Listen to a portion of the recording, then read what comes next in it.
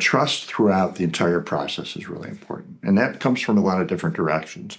Trust between the buyer and the seller, trust from the seller and the broker's perspective, back and forth, and trust with the advisors that are guiding the process. Luckily, because we encourage both buyer and seller to surround themselves with professional advisors, they can relax a little bit and know that there are other people taking care and watching out for them on areas that might get a little bit trickier or worrisome, which then allows maybe the trust to flow back and forth a little bit, right? From the emotion point of view, I think it's important for the buyer to put themselves in the shoes of the seller and understand that they've been at this for decades and they poured their heart and soul into something, and then they're getting ready to pass that along to somebody else, right? They're getting ready to let go of that. It's probably like it's their baby, right? It's what they've created with their work and their toil, if you will. And I think there's a lot of emotion that goes into that. Yeah.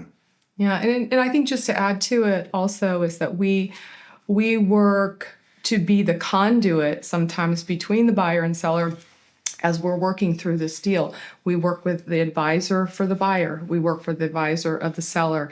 If there's any pieces that perhaps the lawyers are quibbling over, we try to step in and say, buyer, what is your true objective? Seller, what is your true objective? Can we find a middle ground? Because ultimately, at the end of the day, they're buying goodwill, they're selling goodwill, and we don't want that goodwill damaged. So to try to keep emotion down, be the mouthpiece for our client and vice versa with the buyer. I mean, we try to have good relationships with the buyer so that we can bring this together in a very smooth and happy at the end process, because we all know when we're not being understood, sometimes emotions rise and they can be escalated if you're not being heard and understood and validated.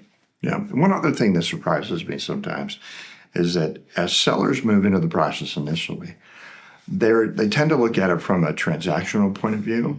And as they start the process, the reality of what they're getting ready to do and what they're ready to pass along to somebody else hits them.